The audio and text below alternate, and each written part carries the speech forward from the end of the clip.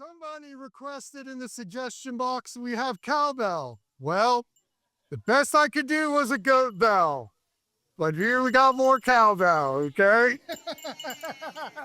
So please, tender any suggestions you may have, no matter how odd, simple, or complicated they may seem, because the more fodder we have, the better we can run with things.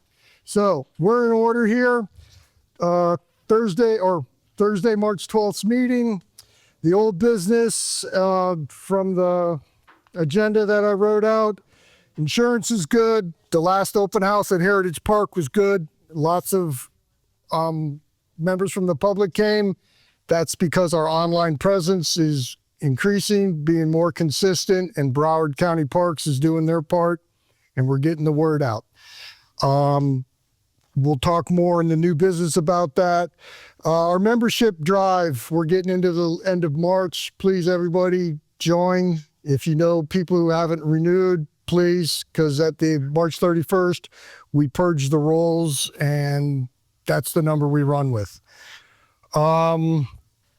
Next meeting, or old business, our new location for the April meeting will be at 3511 West Commercial. Second floor, we'll get further details. The same time, 50, about the same size area, audio visual. It's going to be a good thing. The new business. Unfortunately, this will be our last meeting here. It's how it is. It's a long story, but this will be the last meeting here until we have further developments. Maybe we can work some magic and try for the third quarter, but time will tell. Again, location suggestions, we would like to move south. If somebody has some connections in the south, we have one out west, which is Rolling Oaks. 3511 is going to be kind of to the north more, so we're trying to pace our locations out. Thursday, or actually Saturday coming up, Water Matters at Treetops. The county is impressed with our showing. We would like to get it stronger. We're going to combine our apiary tour with the Water Matters. They have native plants, importance of waters. Please sign up. Please come out even for a little bit. The park entrance, I think, is $3 to get in. But if you come early and help set up, it's a freebie in. It's a little bit of controlled chaos, though. Now, also remember that we're supposed to set up Friday afternoon. Yeah, Friday afternoon you can set up as well. I have some ideas. We'll talk further.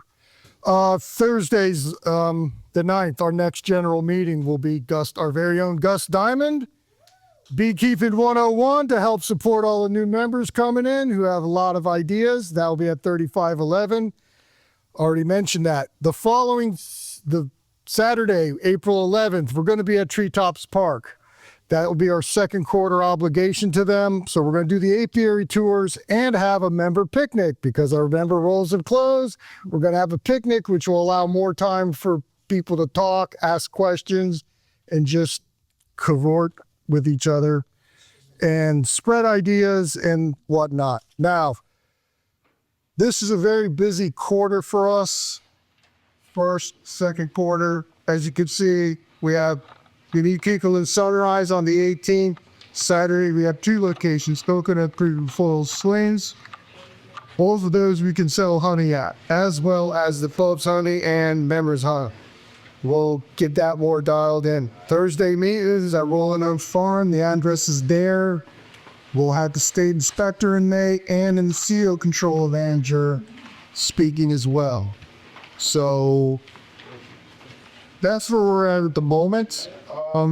Some came over the web about for the 21st, some kind of get together. I'll get with Claire about that. I just saw it before I came out, so it's had a stumble. Any questions, comments, concerns, or radical ideas? Okay, any? There's no such thing as an SI. Okay, way ahead of Tesla. He a little nervous here, but I'll turn it over to Rich Field.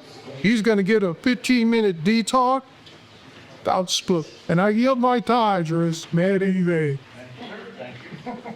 Everybody doing that? All right. So there are those of us, I'm not one of them, but there are those in this room who actually want to have more bees. Most of the people in this room are limited to having 3 hives in their backyard. Now, the state of Florida lets us have 6 hives or 2 months out of that period because they acknowledge the fact that you have to do splits. But you know what? Where do those bees go? Well, where's Malachi? Here, sorry. Put your fingers in yours for a second. Most of us all know that those other 3 hives were only there for the last couple of weeks. Yeah, it's like, really?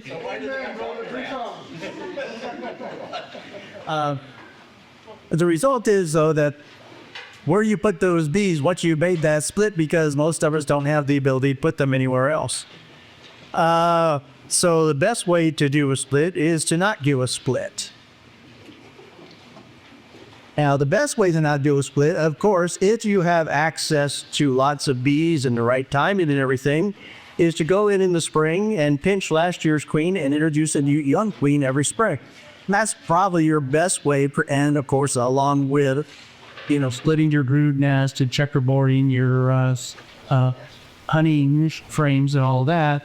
But the best way is to simply have a young queen, freshly mated queen, every spring. That is the best way to prevent swarming.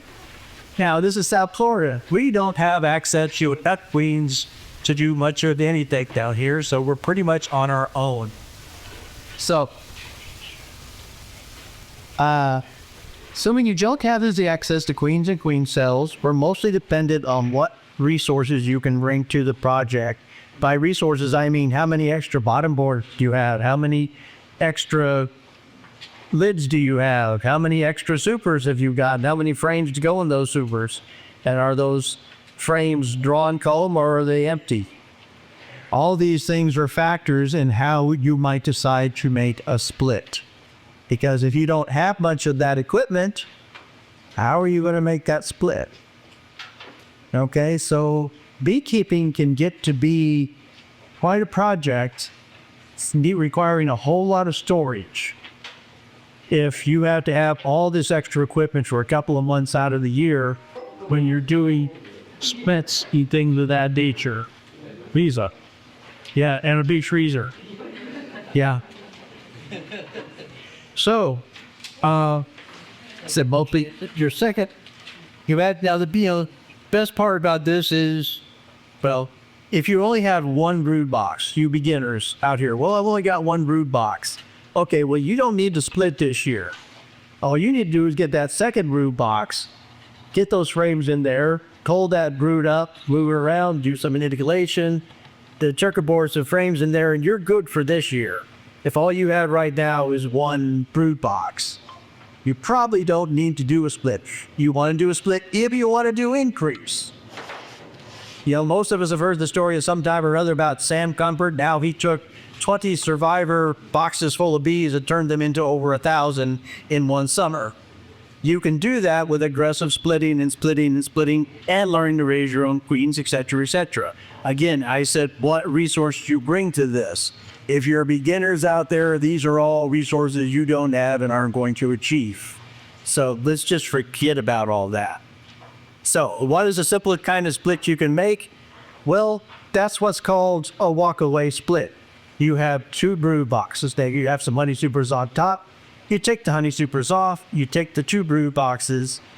You set up another bottom board somewhere. You pick up one of those 2 brood boxes. You put it over on the bottom board. You put a lid on it. You come back in 7 days and you check to see whether you have queen cells in one of the 2 boxes. You've done this by not finding your queen or anything else. Really simple, easy peasy, right? And that's really, really bad beekeeping. All right, here's the reality of it. You have 2 brood boxes full of bees. You have some honey supers. Take the honey supers off. You take these 2 boxes, you separate them. You go through them both. You find out how much brood you got. How much of that brood is old brood with dark cappy covers, and how much of it is light cappy covers, how much of it is uncapped brood, how much of it is eggs.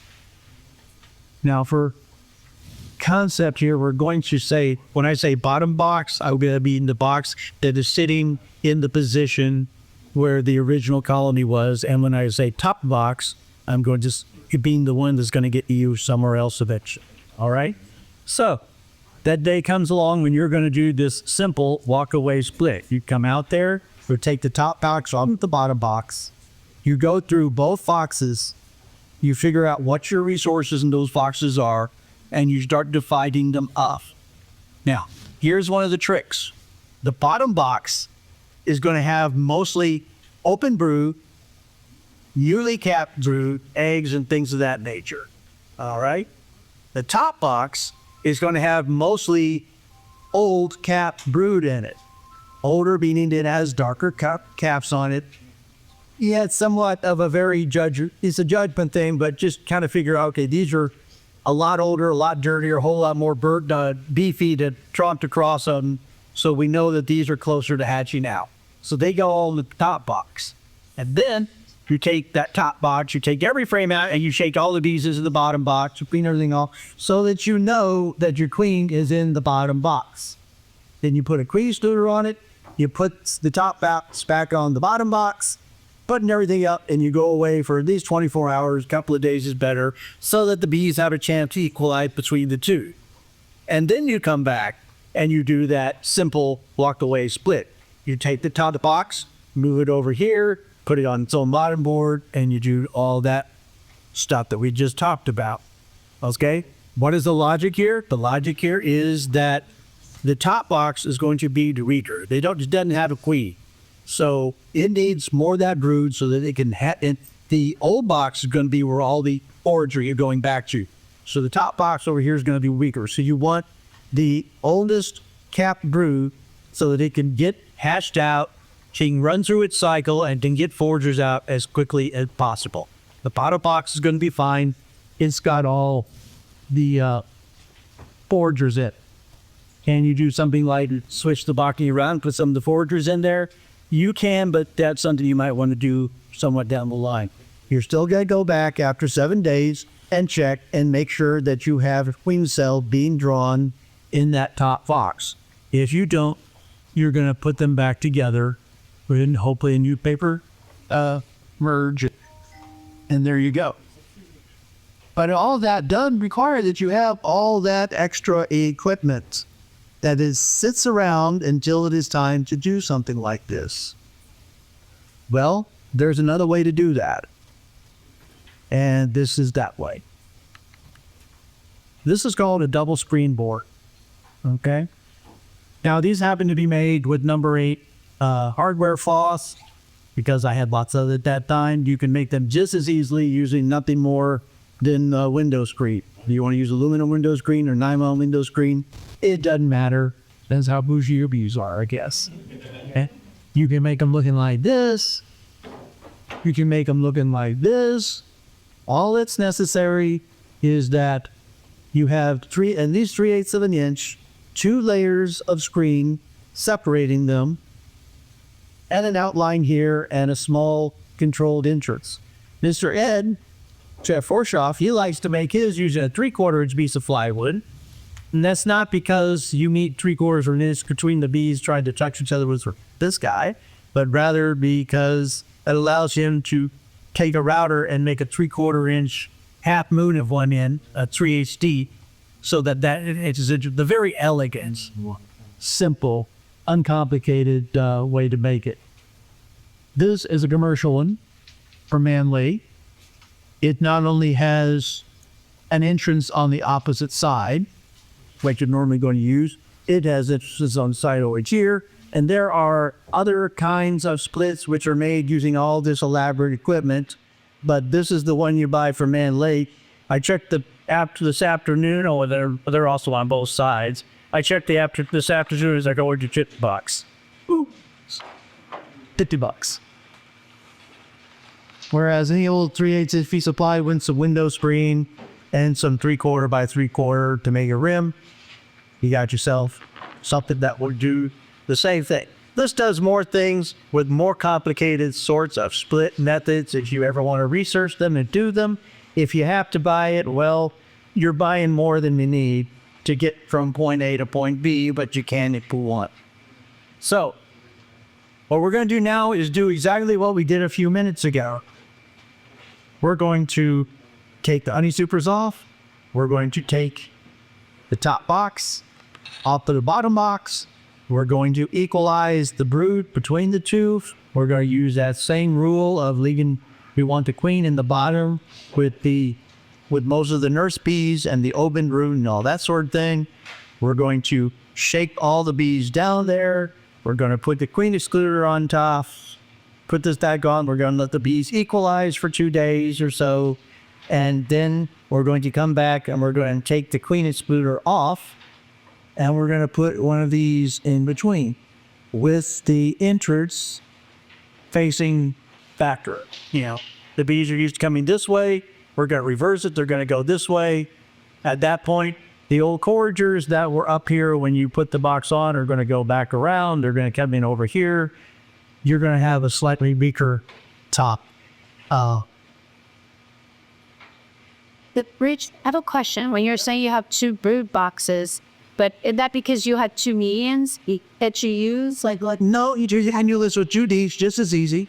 okay, if you just saw 1 deep, would you do? If you had 1 D, I would not be doing the split. I would be putting a second deep on or a medium, whichever way you choose to go with your beekeeping, and expand your resource that way. The goal here is to stop the spring swarming. Okay? And again, that swarming impulse starts a whole lot earlier than you think it does. So everybody, you need to get up there right now, because once you have capped drone brood, they're seriously thinking about swarming at this point. Very seriously. You can kind of stifle that impulse with a technique like this, but once those drones start hatching out, well, good luck to you. That's all we need to say. You're probably going to be needing to put up some of those swarm traps so that you can catch your own swarms before they get anywhere. So at any rate, this is the way of doing a vertical split. And again, you go back after 7 days, you make sure that there are queen cells being drawn on the upper box. Oh, of course, I haven't really mentioned it. I'm sorry, we do have a lot of beginners in here. The reason for screen and screen, clean mandibular pheromone. Mandibular literally means we think of pheromones as something that is gaseous, that floats in the air. But a lot of the pheromones that bees use are by contact. And if the bees can't quite reach each other with their mandibles and antenna, they can't transmit the pheromone, which is why the bees in the top box, see, even though the bottom box is there and there's plenty of screened openings, the bees in the top box don't know that they have a queen somewhere. They think they're queenless. You did, of course, put some A's and open brood in that top box, and they have a chance to mate. If it fails, if you open that top box in 7 days and you don't see queen cells being built, okay, no problem. Take this out, put them back together. Come back a day or 2 later or whatever and try again. Maybe you just did catch the eggs when you thought you counted some eggs. Try again. You'll make it. And once they have put queens in those queen cells and they've been capped and the queens have come out and they'd gone out and they'd gotten mated and they made it through the dragonflies. And by the way, that is why you want to do this right now before our dragonfly populations are built up. Because later this summer, you're going to go, oh, look at all the pretty dragonflies all around my bee yard. Kumbaya, kumbaya. No, what's actually happening is lunch. And the slowest moving thing out there is that newly mated queen trying to come back from her mating flight. And, they'll get like 40% of your newly mated queens coming back because you're not careful. So do it now, do it early before the dragonflies really start to become a problem later on. That would help a lot. So having done all this and you have a new queen up top, she's gone out, she's gotten mated, she's come back, she's laying eggs, terrific. Take the top box off, take this off, find the queen in the bottom box, pitch her, do a newspaper merge, or even put it back on top, but just be safe. Do a newspaper merge, of the two, put them back together. You have a nice young baited queen to get you through the rest of summer. The bees think they swarmed. Everything's happiness. Okay?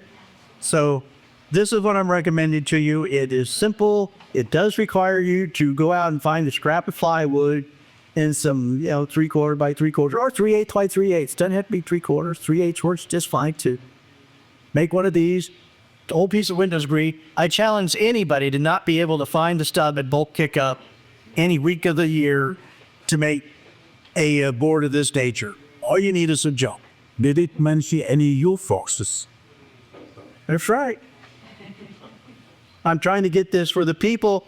I have had so many complaints from people about how you have to have all these extra boxes.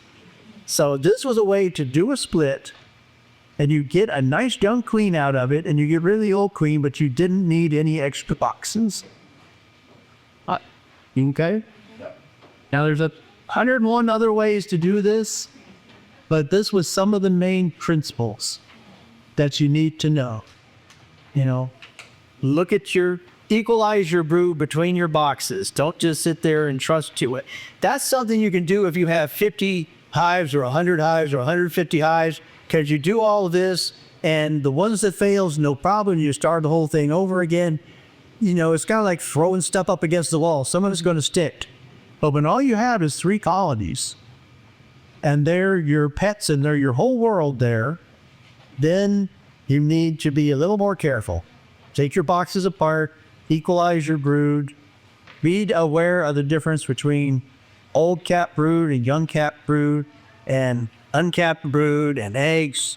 Make sure you got a nice balance in both boxes. Obviously, again, where the eggs are is where you're going to put more of the resource trays that have some bee bread in them, things of this nature. Think it all through. But this is a simple way for those folks who do not have an awful lot of piles of equipment. So often as not, we're sitting in the house in the evening, and all of a sudden there'll be a crash outside. And that's because something moved around on one of my stacks of equipment and it went falling over. Okay? Because I had enough stuff to keep throwing this all at it all the time. So it's like, I build my boxes out of the junk I find at bulk pickup. And for a couple of years there, I was building boxes left and right until I realized I had more boxes than I needed. But for those of you who don't have the table saw and the skill saw, this is a way that you can achieve your splits, and this is really all you have to build. Okay? So, any other questions? Nope.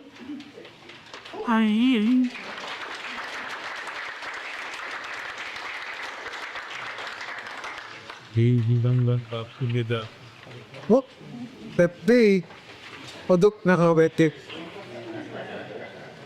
Easily play. All right. It's all. I got a couple minutes. Didn't quite finish. But I did like to see.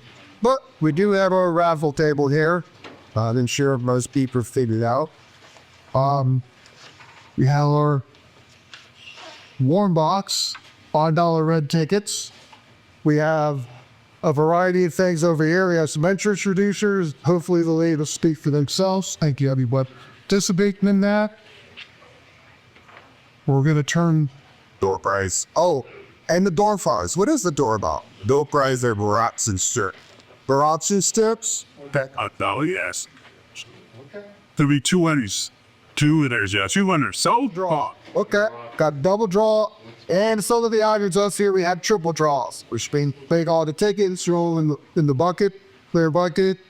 We'll draw ones, we'll do it 3 times, and everybody get odds are better. Everybody's happy. Hey, what is toxic? Top, but We waited for the sorry Varroa mine. Varroa just stuck. Which are the day it's like cop and beer. Better, new and existing.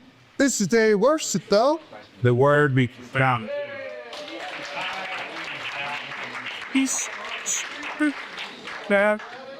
I'm going, oh, this thing works. You power on. So, Uh-oh, I guess I'm going to stand over here. All right, I'm Dave Westervelt. I work for a new company called, it's not a really new company, it's Vita Europe. Didn't they come out of Europe? Is my mic on so you can hear it? Or all right. So Vita produces a couple different mite treatments. They also produce other treatments for like nosema. We do swarm. I couldn't find it. I turned it on and off.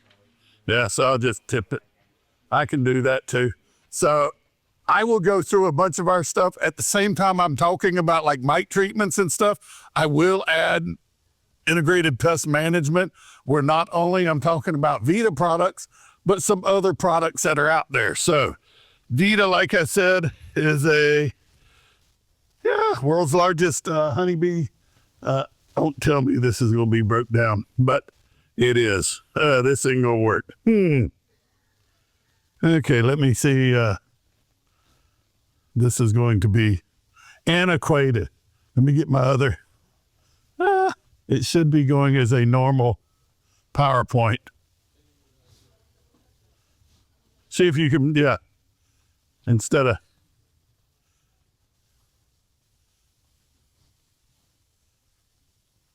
IT person, you know. I wish I was.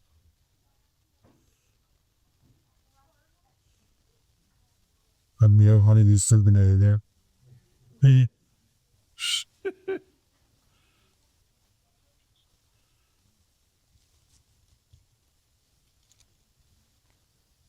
Yeah, it looks like it came up and Where you downloaded from?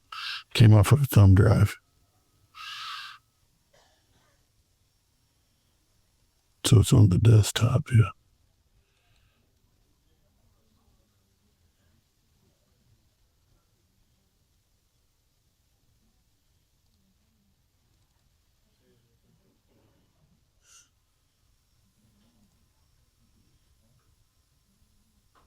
You have the thumb drive still in? Yep, not in. No, it's not in. I can go grab it. This was a short talk tonight.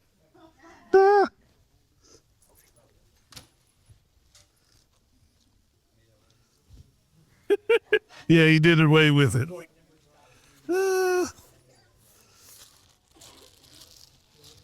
Yeah, we killed it. Never had it come up like that. Sour. Yep. Go ahead and see if it'll. Okay. You know where it is? Yep, it's all the way down in the bottom.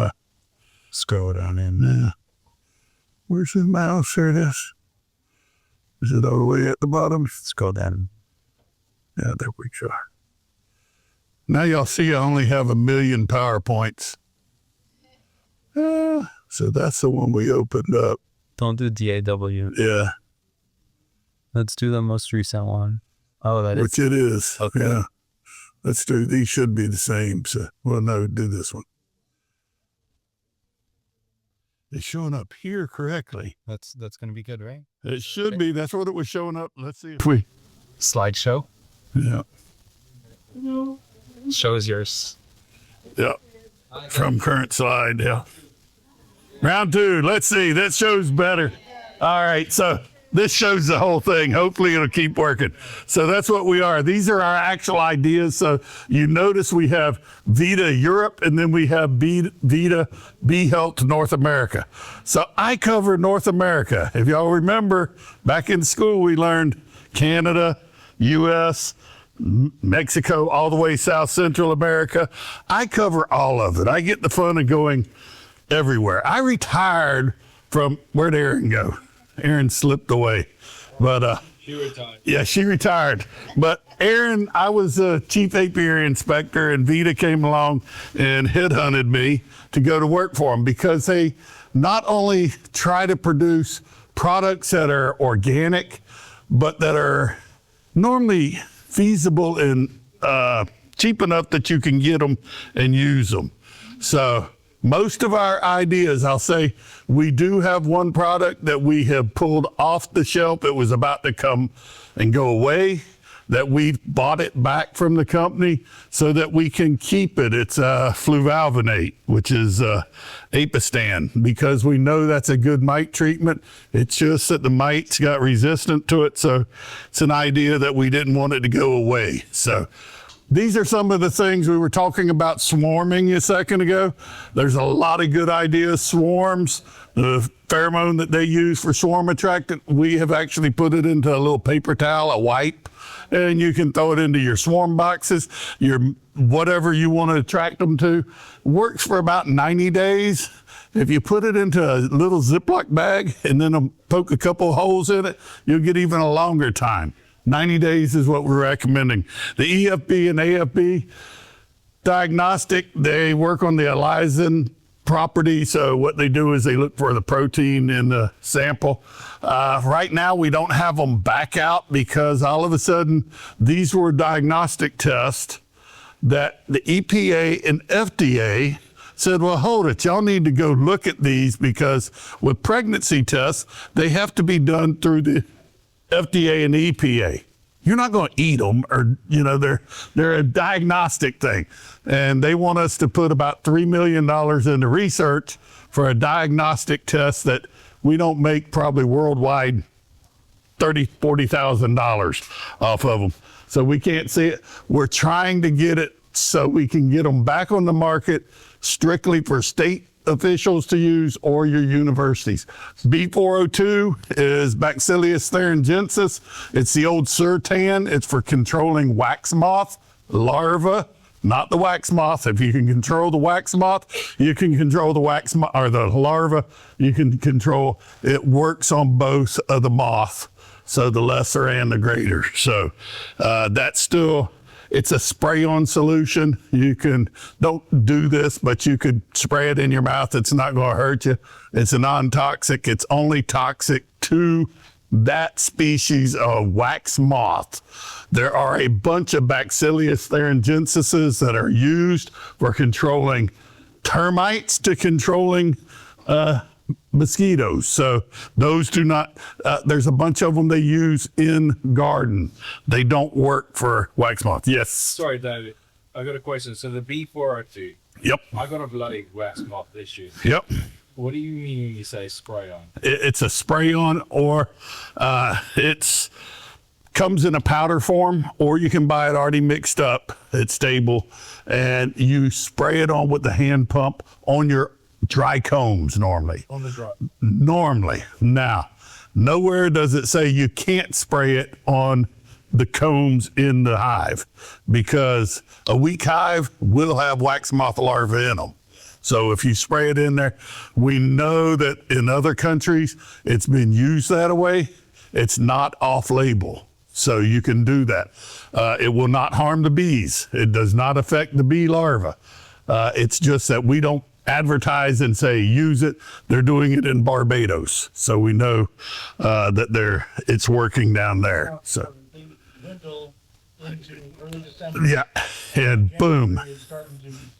Yep. You just have that window that Yep. I got to take the foam off and put it in the freezer. Yeah, if you can just spray it. Yeah, if you can spray it. When I was a little kid, that was 60 years ago, Surtan was out, which is BT402. We used to buy it and mix it into half of a 55-gallon drum and dip the whole box in it. At that time we ran about 800 hives of bees. It was actually time consuming, but it worked. We could store them for 60 to 90 days. It works. It's something that's a natural, works to control them. So, fumagillin. Any questions on those three products? The EFB and AFB diagnostic ones, we're hoping we can get them back into the hands of the university and to the state personnel right now. We're hoping, but everything else is available. And actually, I brought some books with me, little ring binders that have all of our products. They're free for y'all to take. I've got some of the flyers and then the strips that are here. Fumagillin. Fumagillin is actually a natural produced product that is used to treat for nosema.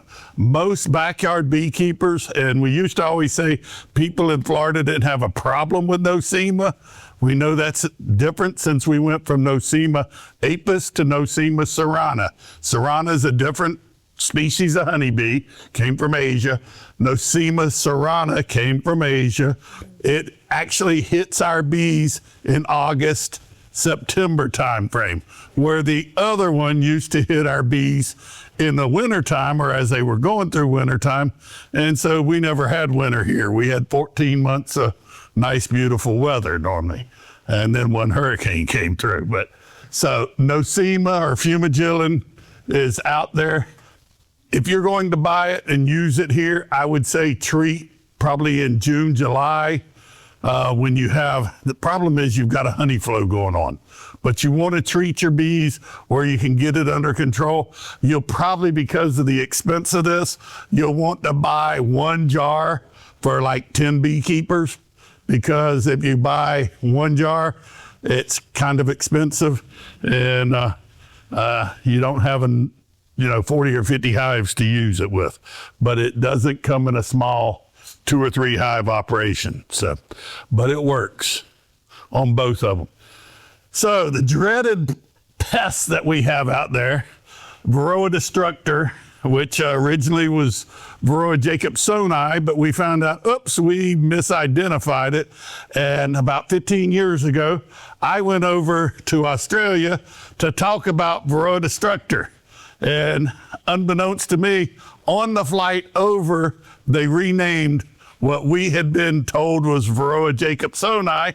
So I had this nice PowerPoint presentation, went over there, and the person that had renamed that Varroa jacobsoni to destructor was there. So Doug Summerall is like, that's not the right mite that you're talking about. And I'm like, no, I know we were looking at the DNA and trying to figure it out. And he's like, well, it changed yesterday. I'm like, I was on an airplane, so I got the fun of having to change that around. But Varroa destructor is just what it is. There's a couple different Asian mites, all Varroa destructor. But when they came to the U.S., introductions from Vietnam, from Korea, wherever all of them came from, this is actually the most detrimental mite. They have Varroa destructor now in Australia, got there about 4 years ago. They had Varroa jacobsoni in the northern part of Australia. It was on their little Serrana bee that came in up there. It looks identical, acts identical, but it doesn't kill that bee near as bad. This is actually the worst pest we have, mainly because of the viruses. When we originally got in 1987, we found Varroa destructor jacobsoni. We didn't have a problem. It wasn't killing our bees. We would actually have mite levels that would be 80, 90 mites in 100 bees. We didn't have the viruses. Now we have the viruses, and 3 or 4 mites kill your hives. It's the viruses. It's just like citrus that you see out there. Before, we had HLB, but we didn't have the Asian citrus psyllid to spread that pathogen.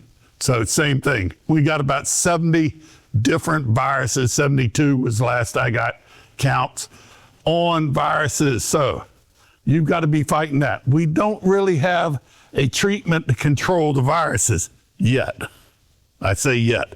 We hope. So Varroa jacobsoni or Varroa destructor actually pierces the exoskeleton or the soft tissue of the bee, and it sucks the fat bodies. Fat bodies are sort of like our liver for the honeybee, so causes a lot of problems. How do you check for them? Did you have a question?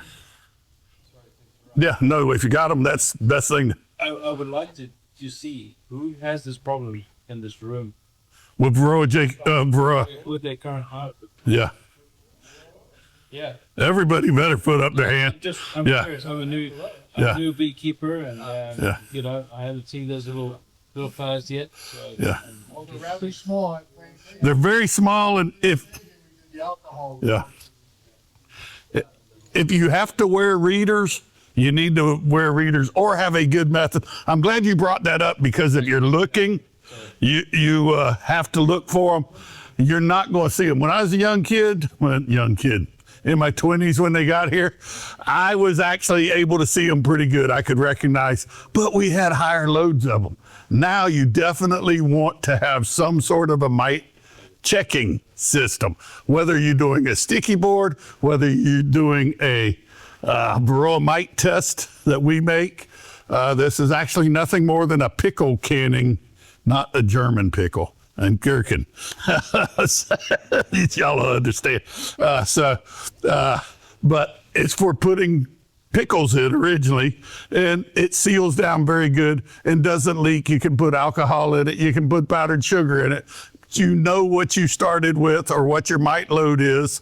Out of 100 bees, you put 300 in it. The thing with powdered sugar, I hear it all the time. Oh, I'm using powdered sugar because I can let the bees go back and they're going to live on forever. Bees that have powdered sugar on them last about 72 more hours. Afterwards, their breathing tubes get so stuck up with powdered sugar. So it's a slow death. Alcohol, they get drunk, they pass out, and they die. So it works. Just think of it for research. They die happy anytime you got beer or alcohol. So it's very accurate. We actually have beekeepers that take this jar and they drill 2 holes in it and use a CO2 blast, blow CO2. If you don't put 2 holes in it, one in the top, one in the bottom. I just did that backwards. One in the top, one in the bottom. One in the top and one in the bottom. What you do is spray it in the CO2 for about 6 seconds. It knocks out the bees, knocks out the mites. You can then see how many mites are in there, and then you can let your bees go. Those bees do survive, but they are worse than African bees. The area he's from down in South Africa is Cape bees. Yeah, but the ones north of you, or the Scutellatus, are very defensive bees. So no matter how you check for mites, just do it before you do your treatment, or have a set plan. I say 4 weeks is a good testing period. We used to run about 2,300 hives of bees.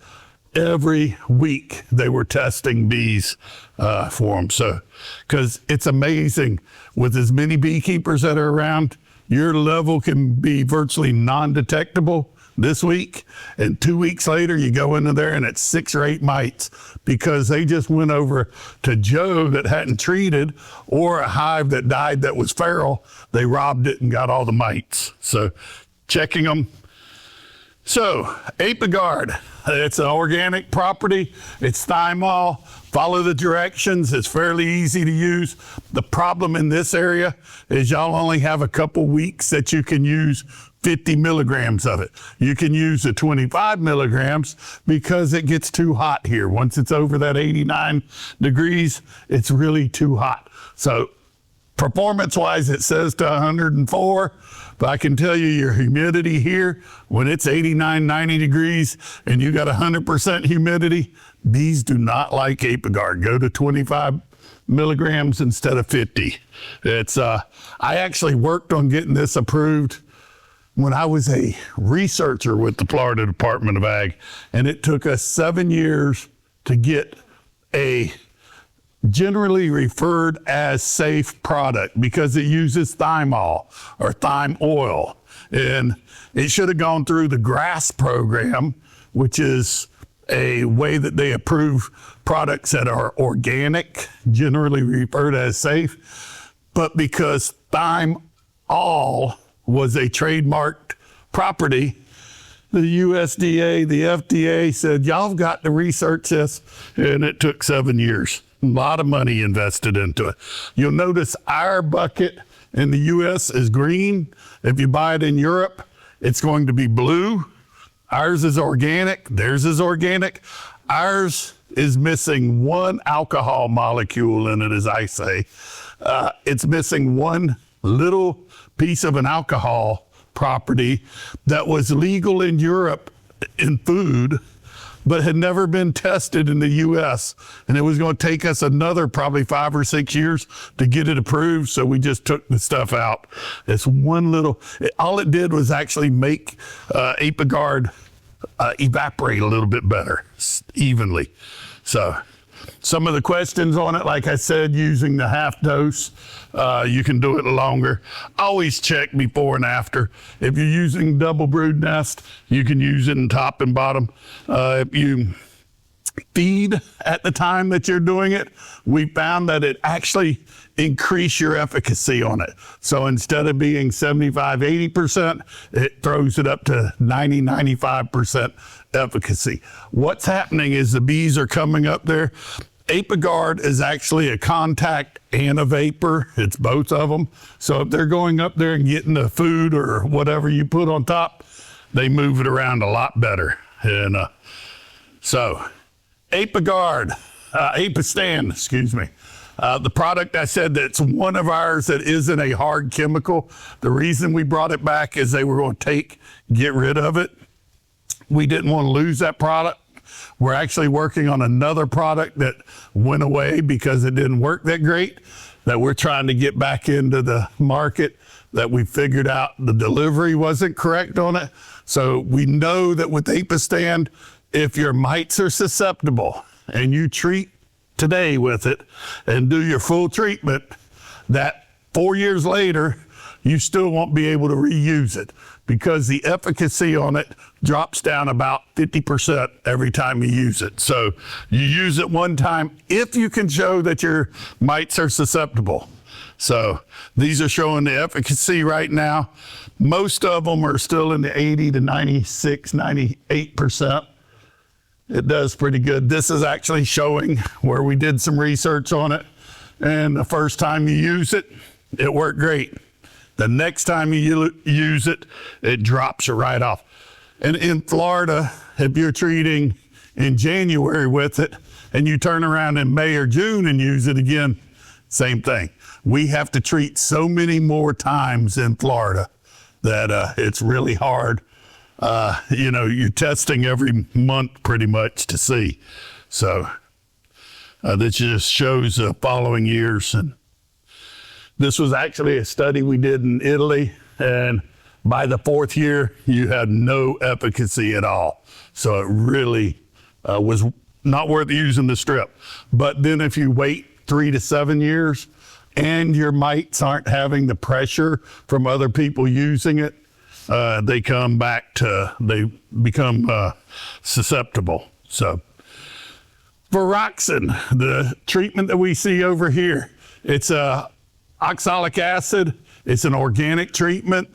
It's a slow release contact. It's to control varroa mites. It actually does some other stuff we're seeing. It causes the bees to be a little more hygienic, and it seems to keep them going in the hive. There's some other new products out there. There's one called Naroa.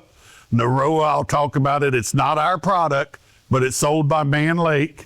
Naroa is, it's not really a GMO, but it's actually what they've done is they found the part of the DNA or RNA of the varroa mite that controls the want to reproduce. So they virtually made a birth control, but if you were to use it in the springtime when you really need to feed it, it has to go through the food. It has to be fed to the young bee food. So it has to be going to the young bees into the brood food, and then the mites get it. So it takes about 3 months to get control of the mites. It's a birth control. It doesn't kill the mites, but it incorporated into other products that are out there. It does a great job. It's something that there's other products, hard products, Amatraz that's out there. But this is actually one of the safer chemicals. Like I said, it's considered organic. You bend it and you fold it over into the hive. You don't lay it like these strips are there. Those are just showing you what they look like. You fold it and put it in where the brood's at. You have to come in contact with the young bees. It doesn't need to go to the front of the frames or over here in the feed chamber. You don't want it in the back part. You want it right where the young emerging brood. Your strip numbers is normally 1 strip to 2.5 frames of bees. I like to say it this way: 1 strip to 7,000 to 10,000 bees, because 2 frames of bees could, or 2.5, could only be 50 bees if it's not all compacted and tightened up. So you make sure you fold it into there 42 to 56 days. It's a slow release, like I said, 18.42% oxalic acid. We've had beekeepers say, well, can I cut the strips in half because I'm using a 6 5/8 or a medium super or a shallow super, whatever you want to call it? No, you don't need to cut them in half. You just bend them and go over 2 frames instead of 1 frame. They drop down perfect. Can you use them in a top bar hive? Can you use them in a modified Langstroth? Yes, you can. You just have to hang them so they do correctly. A Kenyan hive. There we go, back into Africa again. Kenyan hives, they actually do very well in there, but you got to know where your brood nest part is. So we have actually taken 1.5 times the amount of the dose, and you can't harm the bees with them. You will notice when you hang the strips that the bees, because you just messed with the bee space, and I'm not talking about outer space where our bees are flying around. It's the space between the frames at 3/8 or 6 millimeters, whichever it is. And European bees has got to be millimeters, right? Can't be SAE, but so it's 6 millimeters.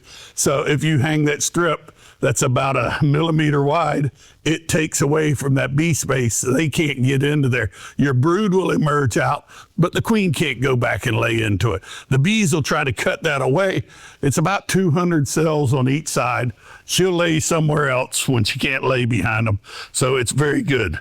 So, and unlike your actual homemade strips, these fall under the manufactured procedures. So this is actually showing after the strips have been in for the 42 or 56 days, whichever one. The bees will chew on them. Now, what we've done with the newer strips, and I think these are new cardboard strips in there, we actually, because there was somebody in China, or maybe a couple people, that made a very similar looking strip and made a very similar looking package, but we couldn't say, oh, those aren't our strips, because they had the same name on them and selling them a lot cheaper. But when the strips are put in, they swell up different. And so they didn't have the same properties in them. And so we now stamp ours with the Varroa Viroxin on top of it. And so we can tell that actually forms it perfect to bend over a frame. But we had to do that to keep somebody else from making homemade strips and selling them. They work great. I mean, the tests that we've shown, comparing them, there's a strip out of South America called Alucap. It actually has more product in it. It's got about 30% more product, and yet our strips work better than it. That's probably because of the way we manufacture them. We've tested against them.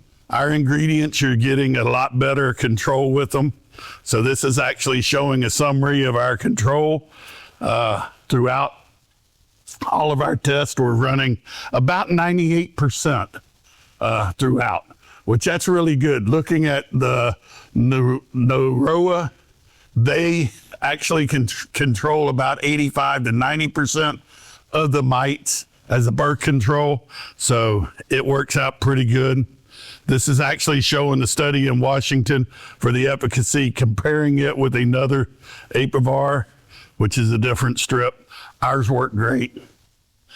This is actually a person that made homemade strips. He's out of California, Northern California. He's a bee scientist, he likes to be called, but he makes his own Swedish towels. And his towels actually work pretty good. They're going on top of the hive. The problem with them, they do a blast treatment. They work for about 3 to 4 days, and then they pretty much go to nothing. The other thing is the bees don't go in contact with them because they're up on top. We compared those to a couple different Formic Pro and our strips. Ours ended up doing better. And the nice thing, ours still being organic. So when you use them, you can consume and sell that honey. Even though in Florida we can't certify organic honey, but you can do a lot with it. So residue test, because viroxin or oxalic acid naturally occurs in honey, we didn't see any difference in having our viroxin or our oxalic acid in there. So it worked out very good. Bee population was the same. Actually, it ended up better. And so, any questions on that? Real fast. Because I'm going to bring up questions I already got written. Yeah. Sorry, I'm the guy that's going That's fine. So, As a new beekeeper, this viroxan, is it something you could do as a prerequisite to stop it from happening, or is this? No, you're going to end up with the varroa mites. Yeah. But one thing I will say, by using different treatments, so if you use viroxin, you use another treatment, either Formic Pro, which is a formic acid, then you use another, just using integrated pest management to control your varroa mite. Using hygienic bees. I used to be a person that I hated hygienic bees because as a commercial beekeeper, we'd put hygienic bees into our stock and the poor things would never make honey for us because they were chewing out so much brood. But for a backyard beekeeper, they work out pretty good. The thing is, we get that genetic material now into the DNA, into the other bees that we have. So it's sort of like we brought in a Yugo bee back in 90. Now I'm going to really age myself. 93, I think it was. It was the year after the Yugo. How many of y'all remember the Yugo car? Yugo car, you bought one and had to buy 3 more to keep the one running. It's the same thing with the Yugo queen. We were some of the test people, so we were raising queens at the time. So out of Grand Louisiana, I won't mention Dr. Render's name, but he was Tom Render, who's a good friend of mine, got this new Yugo stock in and came from Yugoslavia. And so the Yugo queen was supposed to be resistant to tracheal mites. They tested it and it was resistant to tracheal mites, which tracheal mites we don't see much in Florida anymore. They're coming back in the northern parts of the U.S. The problem with that Yugo queen was it ran through the excluder. I think it could have gone through 1/8-inch hardware cloth. It was so small, it run around, it lay all through the brood boxes. We hated them, so we got rid of them. But the drones are out there, so we've never gotten rid of all the DNA. So we still have no total resistance to tracheal mites. We haven't got the resistance yet totally to varroa mites. We hope we do. This is actually just showing the number of strips you could use, 2.5 frames of bees per strip roughly. So it would end up, if you want to put more in it, you can. You don't have to. If you want to put less, you can. We had beekeepers going into winter up north. They knew that when they went into the winter, they had 10 or 12,000 bees in a hive. They're like, if I put 4 strips in, because it's double deep, that's way too many. So they put 2 strips in. Worked fine for them. So there's a lot of variables there. Double brood nest, like I was saying, top and bottom, you can do it. Anything we've used twice or 1.5 times the amount, never had any problem. The thing with the honey, this is a treatment you can do during a honey flow. The reason we say not to do it during a honey flow is because the time that you're doing a honey flow is when you have your highest bee numbers. So you want to try to control it down lower so that your healthier bees can build up. So, you don't want to do it when you're in full, but you can. If you've got honey supers on, you can. If you got mites, you want to treat for them. So this is nothing more than removing the strip. You definitely want to remove them either 42 days, 56 days. check your mite load. That's the thing I stress with people. The other thing, you can move those strips. If you look in there and your brood has moved in the spring, let's say it's gotten bigger, you may have to add another strip. If it's in the fall and your nest has gotten smaller, or here sometimes in the summertime, it's too hot, too rainy, your bees shrink down, you may have to move them around a little bit. So that's the main thing. So check them every 2 weeks roughly. So if your strips disappear, they will disappear because bees eat through them every now and then. You could either add a new one or try to find that strip and pull it out. Talked about the residue. You're good to go. Once you want to get rid of your strips, you pull them out. Do not reuse them, because even though they're still releasing at 18.4%, if you try to reuse them the second time, they're going to finally wean off and they'll drop off. You definitely want to throw them away however your county or state says you've got to dispose of them. Same with any other treatment. So this is talking about adding the weaker hives. If you have weaker hives, don't overload them with strips. So now we can go to the Indian question. So any other questions on varroa mites, tracheal mites, nosema, American foul brood, anything like that? Any bee questions? Yes, sir. Yes. Look like hop guard, but they're not.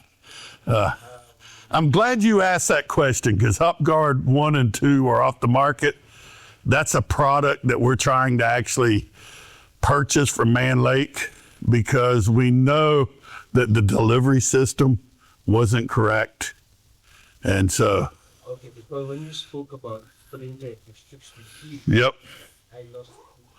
Yeah, because you push down, and that nasty, I shouldn't call it nasty. Hop Guard, if you haven't used it, it was nothing more than, do we got any Australians in here? Because we'll use, no Australians. Good. In Australia, you go over there, and the first day you're there, they give you this nice brown looking stuff. It's called Vegemite. Oh, y'all might have some in South Africa too. So Vegemite is nothing more than when they made beer, they have the leftover hops and they use it, or the wort, I guess it's called. I actually like it. My wife hated it. She thought it was Nutella the first time. My wife's German, born and raised over there. And she looked at it. She's like, well, it's a little different. She tried it. It was horrible. Hop Guard is the same stuff. It's virtually nothing more than hops. That's a beta acid that we used when we did the research on it.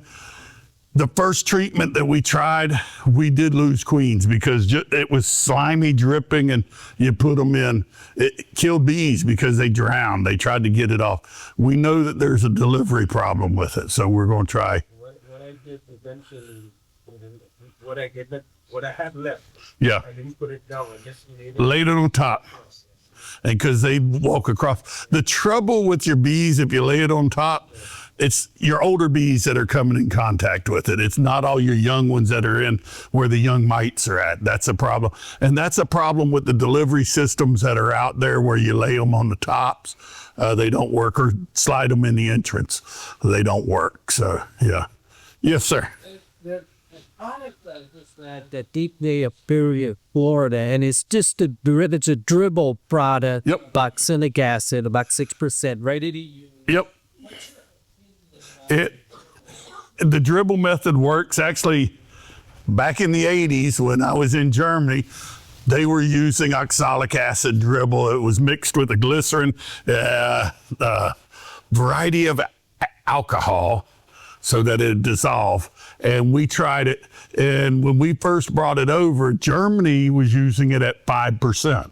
And so we tried it at 5%. We got a little control, but Cameron's the one that actually did a lot of the work on it. And the dribble method at 6% works, but anything above that, and it's too hot, and it will, not that it's burning them, the acid's too high. And so it'll hurt the bees. And, but it does work. That's a product that's out there. The thing is, It works for about 3 to 7 days because you're just dribbling it on there. You got to come back. That's always a problem with some of your formic acids out there. Same thing. If you're vaporizing it in, you get about a 2 to 3 day blast. Some people say, oh, it goes into the brood cappings and stuff. We haven't been able to test that to find out whether it does or not. But yeah, so that's a newer one that's just been approved. There's another product that's going to be out, and I've got to talk to my boss. I know we had some problem. It's actually a disinfectant that, if you know people that work in hospitals, they use this stuff in almost every hospital, especially your dermatologist use it. And it's used to disinfect the hospitals. It's been used in Italy for probably 11 or 12 years to disinfect the inside of beehives and their hive tools and their gloves and stuff. It's a very easy product. It doesn't hurt you, but it controls 99.9% of all living organisms, bacteria and viruses and things like that. So it's very, yes. One more thing, the strip, Broxin strip. I put that on, let's say, and I use my Sticky board. When will I know that here? Thank you for asking that question. We had a lady, and to go back when we first had these strips, we actually hadn't even released them in Florida. I was going around and I had a 60 pack of dummy strips to show people. And we were at a bee college that was down in this area, and one of my packs of strips went missing. So we figured somebody stole them and they were going to try these strips out. Well, we were waiting the next year once everything had got approved, and we had a lady finally call us up and her strips did not work for her. Well, me being old state, I'm like, we found who messed up and, got the strips. We went and checked. It wasn't. She had actually placed them like I'd said. Do not place them in the front entrance or in the back or on the sides. Put them where the brood is. She got no control whatsoever. You could see where her strips were at. When she gave me the bag of strips, you could still, I'll say you could smell that they still had oxalic acid in. It's not the taste test that you want to do, but we knew there was some in. We actually stuck the strips in. They worked fine. We showed her, we stuck sticky boards in her hives because her hives were rolling 35, 40 mites per 100 bees. We stuck the sticky boards in when she had 35 hives. We did controls and we did new strips in. I told her not to pull the sticky boards out for 72 hours. I was going to a convention, I think in Wisconsin.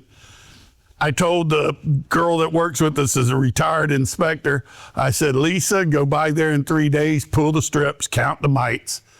The next morning, 24 hours, less than 24 hours, I get a phone call from the lady. She's like, David, I did what you told me not to do. I pulled the strips out. She said the hive that had about 1,500 mites in it had 1,500 mites on the sticky board. She said one of the next hives over had 3,500 mites in it, and that was 24 hours. The next one she couldn't even count. She said there were so many. And I said, I hope you stuck them back in. She was like, yeah, I stuck them back in. So when Lisa came back, so that was 24 hours. So these strips work if placed correctly into them within 24 hours. It's not a slow. We get told all the time, oxalic acid's very slow, or it will keep them at a low level. No, if placed correctly, it works great. Same as 6% oxalic dribble will work. It's a blast treatment where this one lasts and lasts. Any of your Formic Pro are a blast treatment. They get virtually 72 hours to a little bit more, and then they go away. So, any other questions? Yes. Covers the whole North South American continent, right? Without the triple A. We've looked at, Oh yeah, it was found way out in the middle of the ocean out there. It's funny because the week that they found that was the same. They had the discovery outside of, I'm going to say New Jersey, the East Coast up there. It wasn't within, it was in the shipping lane, but about 3,300 miles out. So it wasn't like everybody thought. It was close enough that it was in our area coming to the States. Tropical Laps is going to get here. I'm sure it will sooner or later, just like varroa mites. We're already testing products. Actually, formic acid works better than most other products because that mite does not stay out long enough. It goes right back in. The good thing, everybody's trying to look if it vectors viruses. They do see some viruses. The problem is, in the Fiji Islands and those areas, they don't have the number of viruses we have. So I don't want to bring it over here and say, oh, but what was interesting at the EAS meeting, which is the Eastern Apiculture Society, there was one of the ladies that's involved in the testing and everything. And she walked around to all of the people in the vendors area showing a picture of what she said was in her bees. And I'm sitting there at my table, and I was like the next to the last person as she came out, and she said, "What is this? This was found in my bees." And I looked at her and I was like, "Where are your bees located?" 'Cause me being an old regulatory person, I knew exactly what it was when I saw it. And I said, "That's Tropical Laps." She says, "Yeah, I've got bees in Fiji." She works with the researchers there. I was like, my heart dropped because I was like, you don't have this in New England or somewhere. But that's the thing, you know, our Department of Ag is very beneficial to us.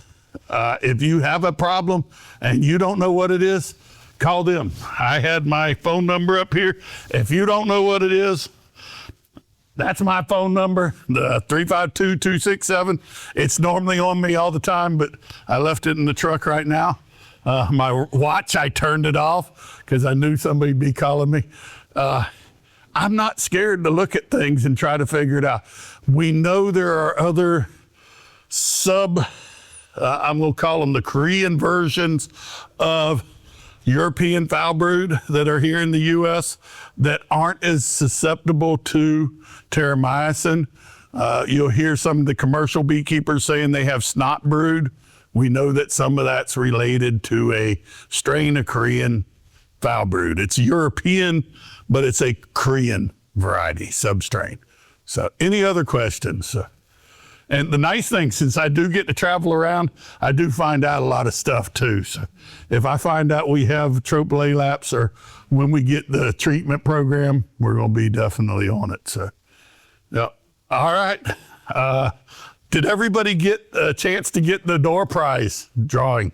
Because I do want to give those strips away. Everybody have a great ticket? Oh, I got to get mine.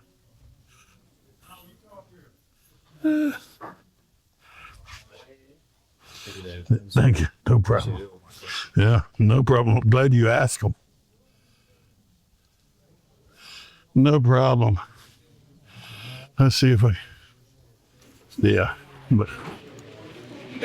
Thank you. Really good. Yeah. Yep, thank y'all. Split. I see that. Get your prize. Yeah. Yeah, virtually is. Yep. Yep. It's virtually nothing more than what they spray out at you. All right. All right. No, that's fine. Yep.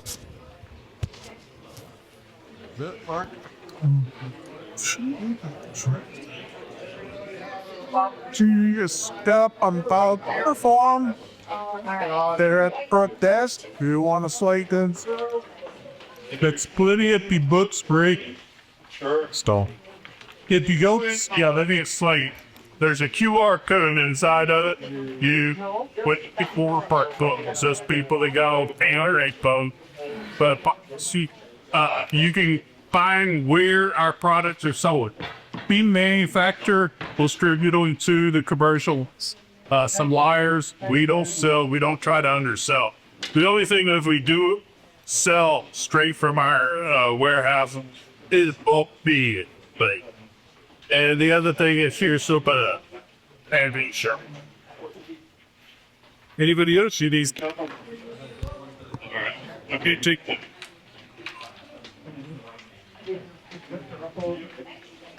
You're welcome. You're welcome. All right, we're down to the last one. Hurry up, go lose it. No. All right. As I said before, so let's see what we got. We got 5 names on the list. Treetops on Saturday. Please come on out. It's good little time. It's only from 8 to 1. It's a big mad rush. A lot of high school kids trying to get their hand stamped or card stamped, but they did extra cash. It hits fast and quick. We also have our apiary out there. We're going to open into the public, so we're wanting to combine, have the strongest player to the county, bring his name Beagles and Dams, know our numbers like you did here. So if you would, even if it's just walking people from B10 down to the apiary, that would be a big help. Just make everything run smooth. At this form, we have an opportunity for, it's in the middle of the week, right? Philadelphia Elementary, it's a fair, a fair of sorts. Philadelphia Elementary, couple means that's from 8:30 to 12. That's a difficult one, but please, and don't be shy about public speaking. I rob water riders is a perfect way to break the ice. Recruit your public skills. But see, medics. But why are you? Yeah, and you can use your tongue stumble or whatnot. There's only somebody with a little more experience to run interference, take over from you. And then we have the Sunrise of Earth Day Festival. That's Sunday, April 18th, the week after the member picnic, and that's from 10 to 1. And we'll have hopefully one explanation for opportunities for the membership. So please, right now, lots of information on the way out. Now, we're gonna make the last. Then a couple of weeks, things change. This is the. Yeah. Yeah, I think that's my. Your last time, But UFB College, the last one, with JV being in the professorship part, is next week up in Gainesville. We held, I'm going to say 6 or 7 summer bee colleges here. The other thing is the Florida State Beekeepers meeting will be next year in Howie in the Hill. It's October, I think 21st. I have to look. They changed it, so it's going to be at a nice area up there in Howie. There's 6 acres of land that will be able to have bees to actual in-hive, workshop, I guess you could call it. And then, if you're really into bees, the American Beekeeping Federation will be the first week of January next year out in Texas. So that's a good one to go to. Nami's even better. Yeah. I shouldn't say that. Oh, Tuffy. Det ska inte döda här på helg där va? Inte då. Oh. Yay. Bye. same thing. Goes to my tool. Heavy. One.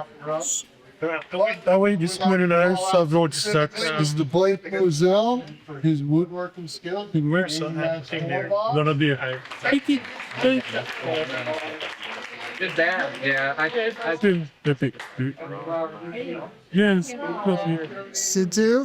So maybe there'd be a lot of things in the future along those lines. Also, even though Valerie Krishna is not here, I would like to call her out specifically for helping secure the location.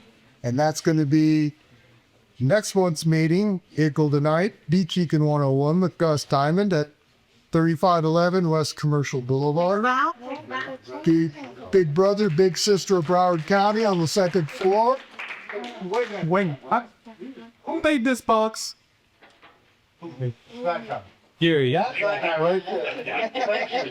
I was like, call out your name, but